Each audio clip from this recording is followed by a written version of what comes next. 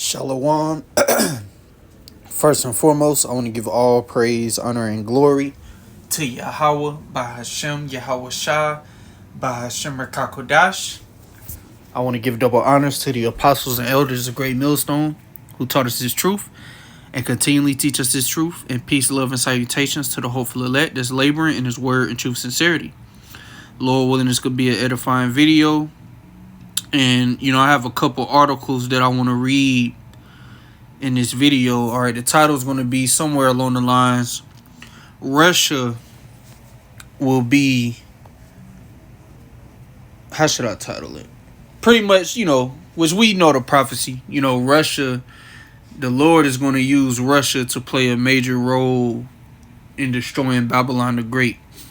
Okay, because the two greatest nuclear powers on the earth right now is the United States is in second place, and Russia, they have the most nukes than anybody on the planet. All right?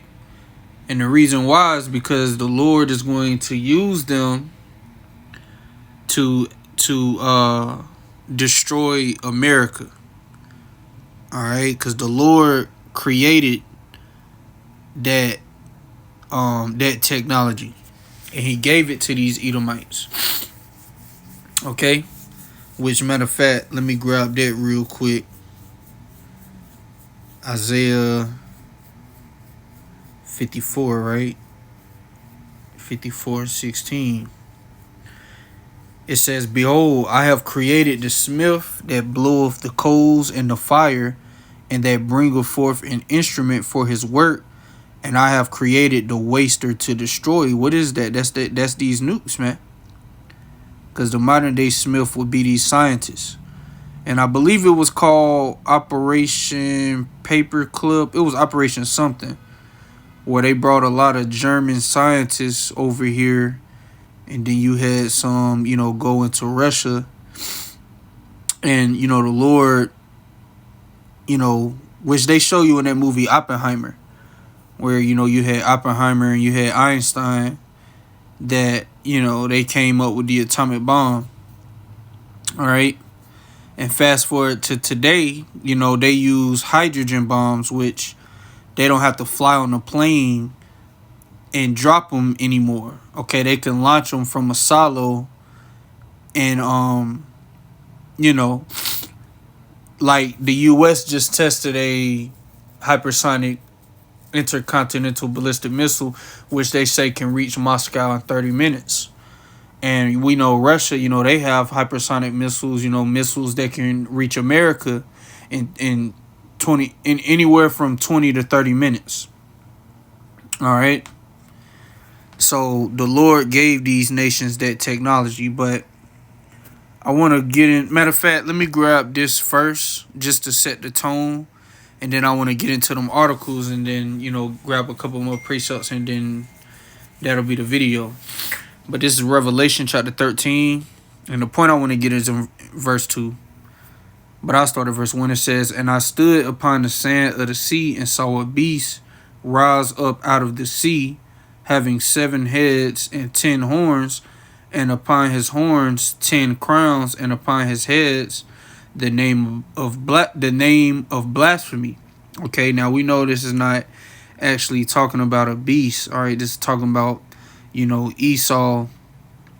Because when you go into the 7 heads, all right, that's the Spanish, the French, the British, the Romans, the Greeks, Germania Minor, and Germania Major. So it's pretty much referencing, Esau and his power structure. Okay? Because today they have something called NATO and the EU, which NATO is the military part, and then the EU is the economic part. And then, you got, the UN, you got all these different, sets, I'll say, to how Esau has been able to have control over the world. Okay, because the U.S. is pretty much the head. That's why when you go into Revelation 17, I think it's 17, Yeah, it speaks about the woman that rode upon the scarlet colored beast. You know, that woman represents America. Okay, and America is, you know, the head of NATO, and you know they pretty much have a lot of control and say so in the UN. You know, the US is able to do a lot of things. Okay, so reading on, it says, "And the beast which I saw was like unto a leopard," which is going into the Greeks. Okay, and Alexander the Great, or Alexander the Greek, he had a leopard pelt that, you know, he had on his horse. All right, so you know that's one way you could link that up with the Greeks. All right, and the leopard is known to be Salaki. I was looking it up earlier. I was looking. Hold on, Salaki. I want to grab what it said. I may have closed it out. Damn. Yeah, I probably closed it out. But you know, a leopard is quick on his feet, and what's the word it used? It began with an A. Astuteness, I think it was. You know, and you know Alexander took down the Persians in 12 years. Okay, so that's why, you know, he's likened it to a leopard, which the Lord used them for a purpose, and then plagued them with a sickness and took them out. Now this is the point that I want to get. And his feet were as the feet of a bear. Okay, because the feet represents the end, and when it says the feet of a bear, that's talking about Russia, because Russia is going to be the end of America. And pulling this back up, when you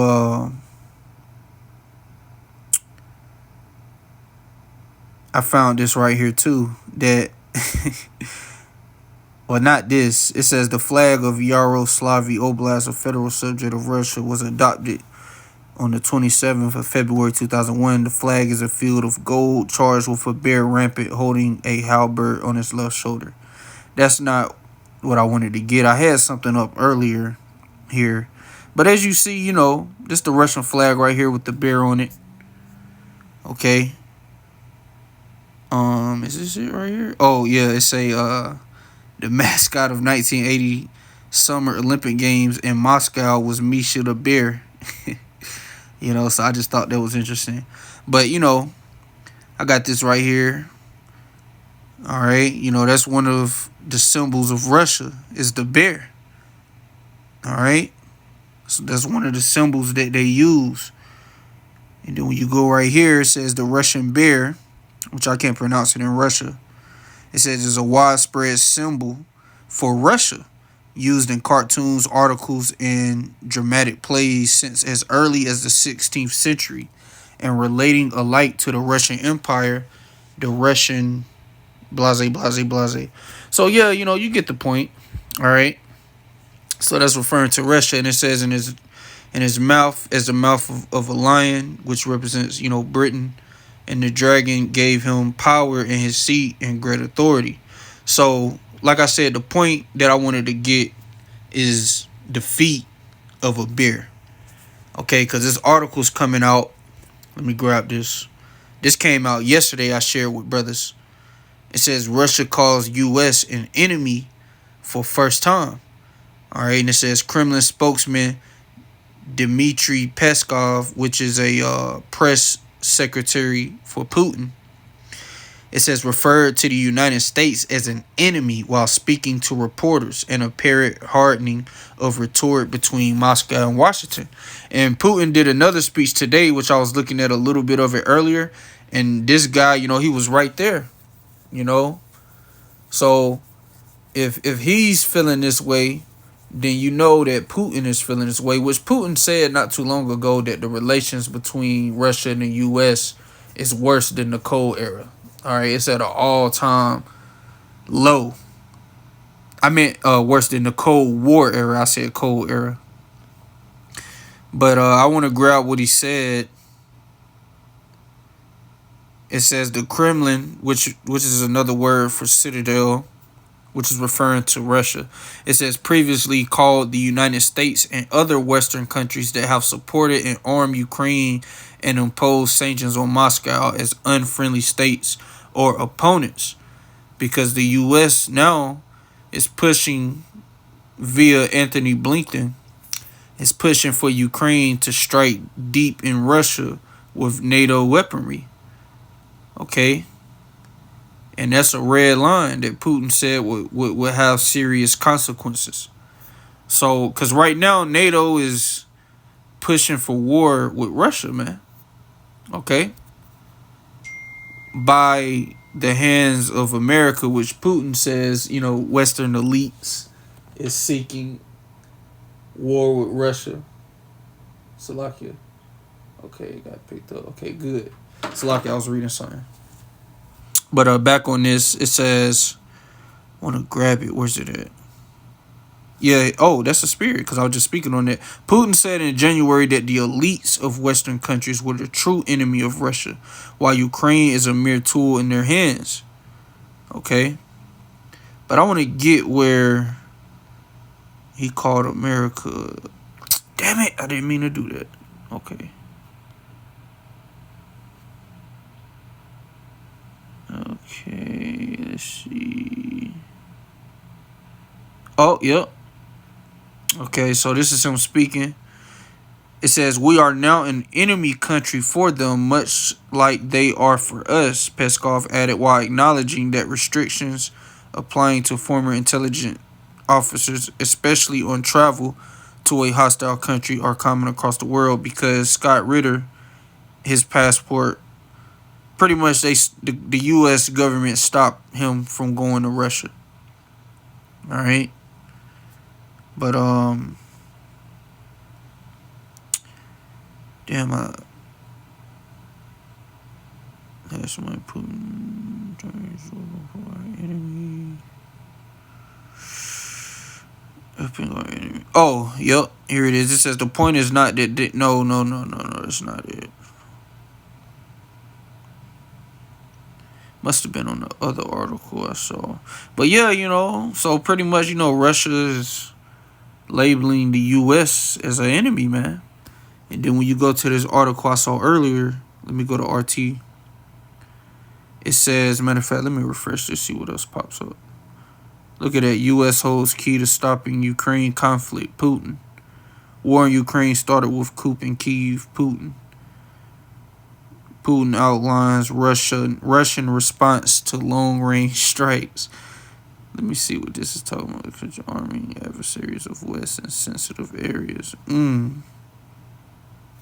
All right, but enough of that. Let me go to the one I want to get. Okay, this right here says nothing will change after U.S. elections. Putin. Russia's relations with Washington will not be impacted no matter who is elected president. Because it don't matter who wins, all right? The Lord, through this whole Ukraine situation, the Lord just set the tension between Russia and America.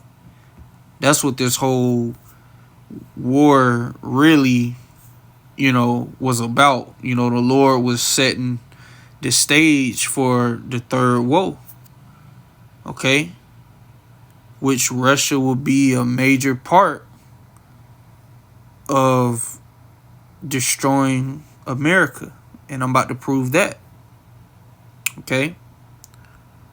Let's go to Ezekiel 38. Not a long video, but Lord willing, it's edifying. Alright? Ezekiel 38, verse 1. And the word of the Lord came unto me, saying, Son of man, set thy face against Gog, the land of Magog, the chief prince of Meshech and Tubal, and prophesy against him. And when you look up chief prince, okay, well, the Hebrew would be Ra'ash Shar. So that's Russia. Okay? That's Russia. It says, and say, thus saith the Lord power, behold, I am against thee, O Gog, and the chief prince of Meshech and Tubal, and I will turn thee back and put hooks into thy jaws, and I will bring thee forth in all thine army, horses and horsemen, all of them clothed with all sorts of armor, even a great company with bucklers and shields, all of them handling swords. So the Lord is putting that Cold War Soviet Union mentality back into the Russians. Because Putin's been very patient, but the Lord is, putting that USSR spirit back in them. All right. It says Persia, Ethiopia, and Libya with them, all of them with shield and helmet. And you can't make this up, man, because these nations became a part of BRICS this year. Okay? We know Persia is Iran. They became a part of BRICS the beginning of this year. And Ethiopia and Libya, they also became a part of BRICS. And it says Gomer and all his bands, which is Turkey, which it came out that I believe, I seen an article on it yesterday or the day before yesterday, that they have interest in BRICS. I may be wrong, but I believe I did see an article that said that. But nonetheless, Turkey is against the whole war in Israel and Gaza. And, the president of Turkey, Erdogan, however you say his name, he's pushing for the whole Muslim world to unite against Israel. So that's division in NATO. All right. It says, and the fact that they're going to get military involved because Russia is going to protect them. It says the house of Togarmah of the north quarters and all his bands and many people with thee, be thou prepared and prepare for thyself, thou and all thy company that are assembled unto thee, and be thou a guard unto them. So Russia is going to be a guard unto these nations. All right. Now I want to jump. Here we go. Verse 10. Thus saith the Lord Yahweh Bahashim Yahweh Shai, it shall also come to pass that at the same time shall things come into thy mind, and thou shalt think an evil thought. So the Lord is going to put thoughts into the minds of the Russians. Okay? He's going to put thoughts in the mind of Putin and, the guys around him to come against America, to send them nukes on America. And like it says in Isaiah 13, they shall not delight in silver or gold. It ain't going to be nothing you can do to stop them from hitting that button, because the Lord is going to make them do it. Okay? The Lord is going to put these thoughts in their mind. It says, and thou shalt say, I will go up to the land of unwalled villages. I will go to them that are at rest, that dwell safely, all of them dwelling without walls and having neither bars nor gates. Because in the ancient world, you had to have walls around your city, or else the enemy could just come in there and take shit. All right. So America doesn't have any protection against an outside attack. I mean, of course, they have,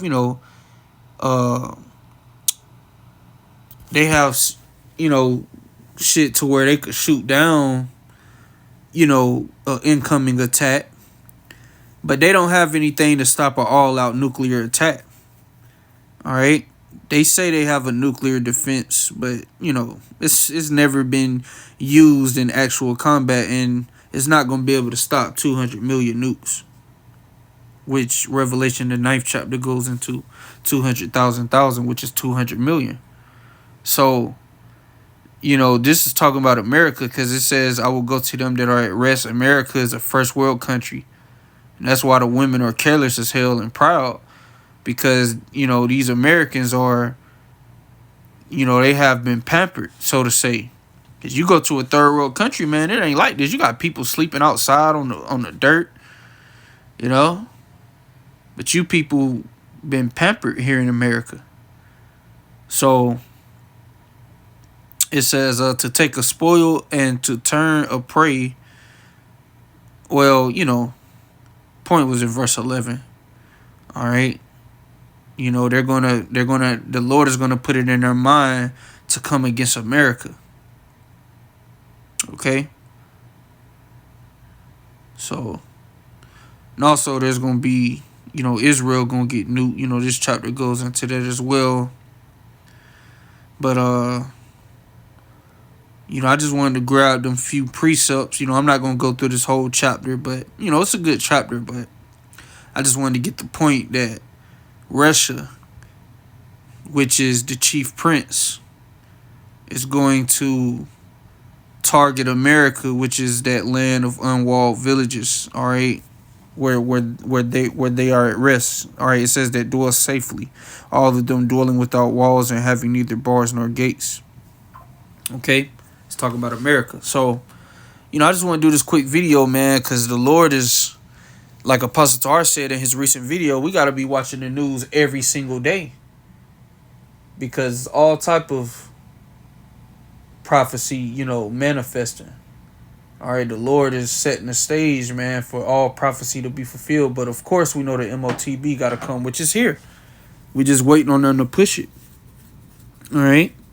But Lord willing, this was edifying. And with that, I'm going to say shalom.